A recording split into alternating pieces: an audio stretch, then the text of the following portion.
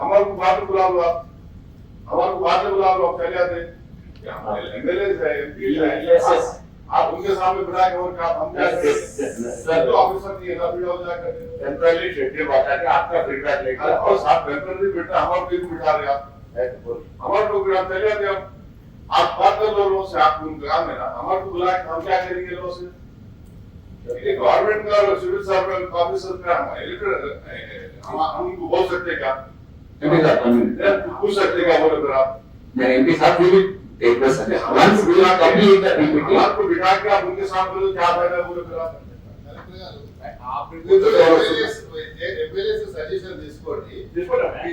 आप बोल रहे भी नहीं, ना कलेक्टर साहब बोल रहे, ना कमिश्नर साहब बोल रहे, आप ना बोलो ना साहब, रेशन कार्ड कितनों को देंगे आप? अरे नहीं साहब, उसका इसको बताना ना साहब, आप रेस्ट्रिक्शन कैसा नंबर देना पड़ता है, जितना भी है तो नया गांव से आ रहे हैं उसको दे नहीं, मेरी आपसे रिक्वेस्ट क्या है कि अर्बन पॉवर्टी ज्यादा है कंपेयर टू रूरल पॉवर्टी के। अर्बन एरिया से ज्यादा बहुत है सर, रूरल एरिया में आप माशाल्लाह से आपका पॉलिटिक्स रूरल लाइफ आप देखो, अर्बन पॉवर्टी बहुत ज्यादा है यहाँ पे।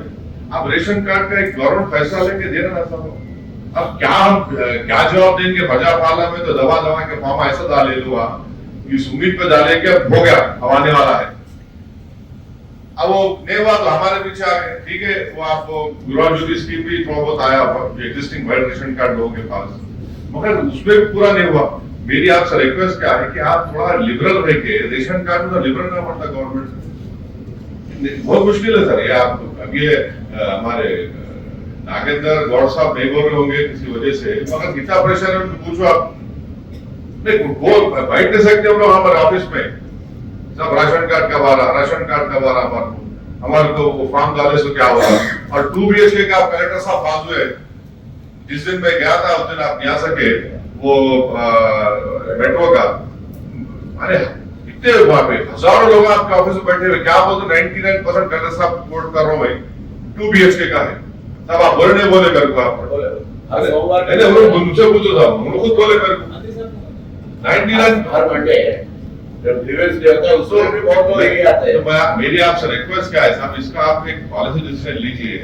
और बॉम्बे में स्लम रिहैबिलिटेशन स्कीम था एक, उसके बारे में सोचिए आप, माने प्राइवेट डेवलपर्स आते डेवलप करके पैसे मिलता और आप गरीबों को जूता दे सकते, वरना आपके लिए बहुत बड़ा मुश्किल होने वाला है। पॉलिटिकली आपके लिए आगे जाके नहीं बोला बात, ये पॉलिटिक्स नहीं करना चाह रहा हूं, मगर आप प्रॉमिस करें, आप इसका सोचिए। आप बॉम्बे की तरह आप अपने मेयर को भी जाइए, डिप्टी मेयर को भी जाइए, आप जाके देख के बोलिए स्लम अथॉरिटी जो है वो प्राइवेट आके वो लोग स्लम को रिडेवलप कर दे, और जो एग्जिस्टिंग जो वहां पे रह रहे गरीब उनको पहले दे देते, उनको पैसे मिलता हूँ।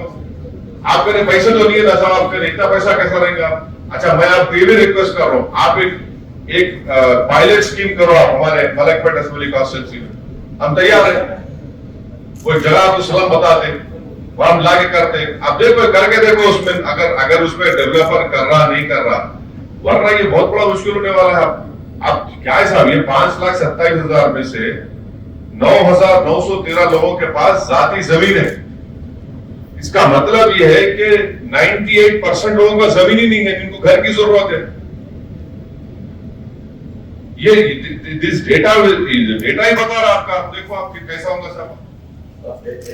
हैदराबाद में डिस्ट्रिक्ट में 15 असेंबली है, हर असेंबली के लिए 3,500 का सेंटर होगा। उसमें पहली कैटेगरी में जमीन नहीं तो लोग लेने का, बाद में जमीन नहीं है तो लोगों को पैसा आप लोगों से चर्चा करने में फैसला करने के लिए सरकार ने बोला सबसे बढ़िया प्रदेश है। उसके ऊपर भी हमारे घर को सब देना है, सबको लोग देना पहली फेज में, दिस ईयर फाइनेंशियल ईयर में हर असेंबली में 3,500। ये किनको देंगे साहब जिसके पास सब घर नहीं है? तो वही अब सपरेट के एक तरीका, ठीक है, सरकार के जमीन में सबको वहां बनाना है या ऐसा बनाना है, अपन फैसला करेंगे। वही राय देने के लिए सीएम साहब भी कहा है सबसे बेहतरीन। तो उसके मेरा राय ये है कि हमारे पार्लियामेंट कॉन्स्टिट्यूंसी में फारूक नगर एरिया है, कम से कम कितने 15 एकड़ जमीन है गवर्नमेंट की, 15-20 एकड़ जमीन आप बनाओ सब वहां पे, बेच के बनाओ आप, कोर्ट होकर आपको पुलिस का एक शेड पड़ा वो भी निकाल दो आप, आप करना पड़ेगा साहब, ये मेरी रिक्वेस्ट है, आप करिए, वहां पे कई जमीन निकल भी करे तो।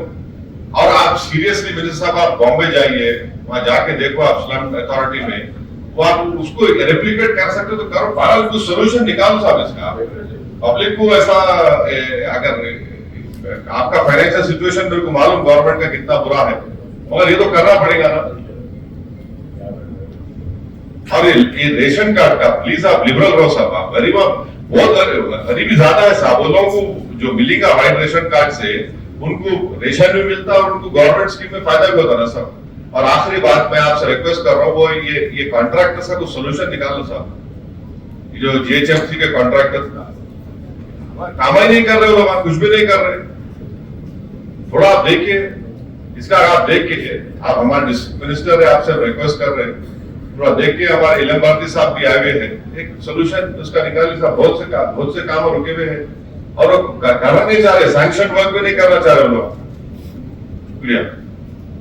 के बाद जो कार्रवाई थी यहाँ पर हैदराबाद में, जिसके अंदर उन्होंने उनके 6 गारंटीज़ का वादा कर 6 गारंटीज़ के जिसको ज़रूरत है उसके लिए बोलकर जो बेघरों को घर देने के लिए उसके अंदर एक क्लाज रखकर जो इन पर प्रजापालना प्रोग्राम कराए थे, उसमें 5 लाख से ज़्यादा लोग हैदराबाद से सिर्फ घर के लिए, जिसके पास घर नहीं है बोल के 5 लाख से ज़्यादा लोग प्रजापालना में अप्लाई करें। तो उसके अंदर से ये आज इन्हों एलिजिबल बता रहे हैं कि जिसकी ये प्रजापालना में इंदिरम्मा इल्लू के अंदर उन्हीं को एलिजिबल बनाया जा रहा है जिसके पास 100 मीटर ज़मीन से कम है और जिसके पास आरसीसी छत नहीं है, टीन का है या कवेली का है, उनको हम पैसे देंगे। तो आप ये देखिए कि 5 लाख से ज़्यादा लोगों ने अप्लाई किया, आप दे रहे हैं सिर्फ 9,000 लोगों को। तो आप 2% लोगों को भी जो है सो आप सिर्फ 2% लोगों को दे रहे हैं। 98% जो बेघर हैं, जो 98% बेघर हैं, उन लोग को जो है सो आप कुछ भी नहीं दे रहे। तो हमारा मुतालबा ये था कि भाई कि आप जो है जब ये सर्वे कराए हैं तो आप बराबर ढंग से सर्वे कराइए, और जिसके पास ज़मीन है उनको तो आप ये पैसे देंगे बनाने के लिए, जो बेघर है उसके लिए क्या कर रहे हैं आप? जो आवाम जो घर मिलेगा इंदिरम्मा इल्लू के नाम पे हो या किसी भी नाम पे हो घर मिलेगा बोलकर जो बेचैन हैं, उसके लिए कोई तशफ़ी बख्श जवाब यहाँ पर मीटिंग के अंदर नहीं दिया गया। मीटिंग के अंदर उसके अंदर कोई सेटिस्फैक्ट्री आंसर नहीं दिया गया। हमारा हुकूमत से मुतालबा है कि हर मुस्तहिक को, हर बेघर को घर दिया जाए। मजलिस इत्तेहादुल मुस्लिमीन और सदर मजलिस हम सब ने मिलकर यही मुतालबा किया है कि हर बेघर को घर मिलना चाहिए। और जो सर्वे आप जो कर रहे हैं, जो घर वाले जिसके पास ज़मीन है वो भी तो बराबर ढंग से नहीं किया गया है, उसको भी बराबर किया जाए और हर एक को दिया जाए। रहा सवाल राशन कार्ड के वास्ते मीटिंग, राशन कार्ड की मीटिंग के अंदर राशन कार्ड का भी जिक्र था। राशन कार्ड के ऊपर कुछ भी नहीं कहा गया। राशन कार्ड कैसा देंगे, कब देंगे, राशन कार्ड किसको देंगे, कोई चीज़ का इसके अंदर डिटेल नहीं दिया गया इलेक्शन यहाँ पर। जबकि प्रजापालना के जब फॉर्म हुआ था, जब दरख्वास्तें ले रहे थे, राशन कार्ड उनके फॉर्म में नहीं था। अब उन्होंने बोले कि जिसको जो तकलीफ है हर दरख्वास्त दे सकते, तो उस हिसाब से दरख्वास्त दिए, लेकिन वो दरख्वास्तों का ना कोई डेटा है, ना कोई अपलोड हुआ, ना कोई सिस्टमेटिक है। हम ये बोल रहे हैं कि भाई प्रजापालना जैसा आप लिए थे दरख्वास्त, वैसे जो है ना, जो राशन कार्ड के अंदर जो ज़रूरतमंद है जिसको राशन कार्ड होना है, उनसे दरख्वास्त ना लेकर राशन कार्ड दीजिए।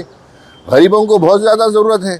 आप राशन कार्ड में तो खाली चावल दे रहे हैं, लेकिन अगर उसको राशन कार्ड मिलता है तो उससे दूसरे गवर्नमेंट के स्कीम्स में भी फ़ायदा होगा उसको। तो बहरहाल मजलिस ने ये मुतालबा किया है कि जो आज की जो मीटिंग थी तशफ़ी बख्श नहीं थी, ना राशन कार्ड के ताल्लुक़ से, ना इंदिरम्मा इल्लू के ताल्लुक़ से। इसको जो सर्वे किया गया है वो भी तशफ़ी बख्श नहीं है। फिर से इसको सर्वे कराया जाए। आप 2% लोगों को पैसे दे रहे हैं, जबकि 98% 5 लाख से ज़्यादा लोग जो बेघर हैं उनको घर देने की कोई बात नहीं हुई इसके अंदर। तो बहरहाल हम हुकूमत से, मजलिस की जानिब से यही मुतालबा कर रहे हैं कि फिर से मीटिंग की जाए और हर मुस्तहिक अफराद को, चाहे राशन कार्ड हो या घर हो, उनको मिला जाए। राशन कार्ड इशू करने की बात की जा रही है। जो जिसके पास ऑलरेडी पुराने राशन कार्ड भी हैं, उनके राशन कार्ड कैंसिल कर दे रही। अरे भाई, रमज़ान में गरीब को जो है सो मुख्तलिफ़ जगह से राशन मिलता, उन्हें राशन वेस्ट नहीं होना बोल के हुकूमत से नहीं लेके वो राशन के ऊपर गुजारा कर रहा 2-3 महीने। उसके बाद फिर राशन लेने गया तो बोल रहे तुम 3 महीना राशन नहीं लिए, तुम्हारा राशन कार्ड कैंसिल हो गया। तो ऐसे बहुत सारे कंप्लेंट्स है।